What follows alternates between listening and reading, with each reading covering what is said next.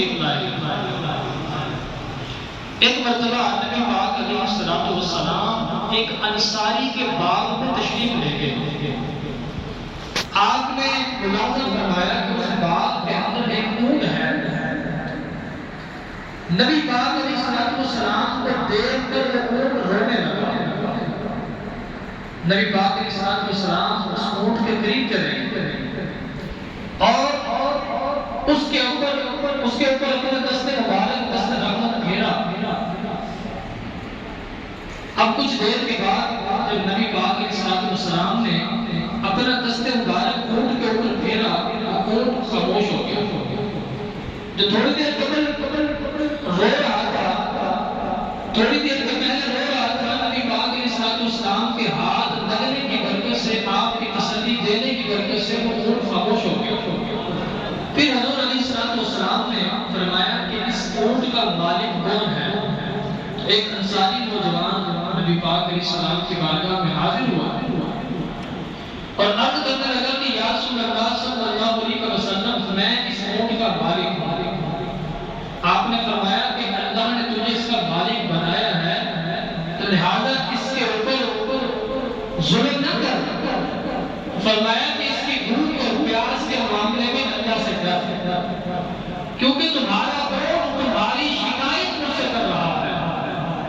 سامعین کرام، اس روایت کے اندر یہ بھی پتہ چلا کہ نبی پاک علیہ الصلوۃ والسلام نہ صرف انسانوں بلکہ جانوروں کی بولیوں کو بھی سمجھتے ہیں. اور آپ صلی اللہ علیہ وسلم نہ صرف انسان بلکہ جانوروں کے لیے بھی رحمت بن کر تشریف لائے. اسی طرح ایک مرتبہ نبی پاک علیہ الصلوۃ والسلام کے سفر میں جا رہے تھے. آپ کے ساتھ کچھ صحابہ بھی موجود تھے. اتنے میں نبی پاک علیہ الصلوۃ والسلام قضائے حاجت کے لیے تشریف لے گئے. واپس آئے تو دیکھا وہ جو صحابی ساتھ تھے ان میں سے کسی ایک کے پاس جانور کے کسی پرندے کے بچے تھے.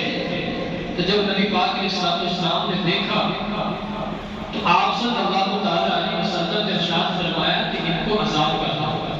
تو لہٰذا نبی پاک علیہ الصلوۃ والسلام کے حکم پر ان پرندوں کو عذاب کر دیا گیا.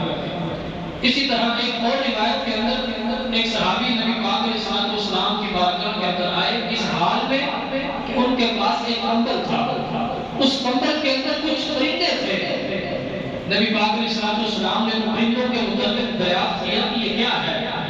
وہ صحابی کہنے لگا کہ یا رسول اللہ، میں آ رہا تھا، میں نے دیکھا کہ ایک جگہ پر یہ اس پرندے کے بچے موجود ہیں. میں نے کپڑے کو ہلایا اور ہلا کر جب رکھا تو پرندے کے بچے اس کپڑے کے اندر آئے تو میں نے اسے پکڑ لیا. پھر کچھ دیر کے بعد میں نے دوبارہ اس کپڑے کو کھولا تو ان پرندوں کی جو ماں تھی، ان بچوں کی جو ماں تھی، وہ بھی بچوں کی محبت کی خاطر آ گئی. میں نے اس کو بھی پکڑ لیا. تو نبی پاک علیہ الصلوۃ والسلام نے جب یہ سنا فرمایا کہ ان کو عذاب کرنا. تو لہٰذا نبی پاک علیہ الصلوۃ والسلام کے حکم پر اس صحابی نے ان پرندوں کو ان کی والدہ سمیت آزاد کر دیا. اور آپ نے فرمایا کہ تم تعجب نہ کرو کہ یہ ماں اپنے بچوں کی خاطر آ گئی اور اس کے اندر یہ رحم کا مادہ ہے.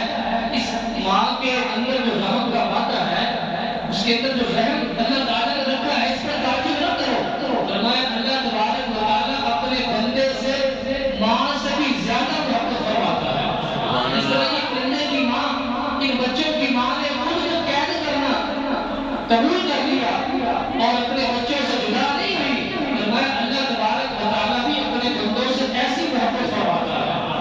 تو سامعین کرام، پتہ چلا حضور علیہ الصلوۃ والسلام نہ صرف انسانوں بلکہ جانوروں کے لیے بھی رحمت بن کر تشریف لائے.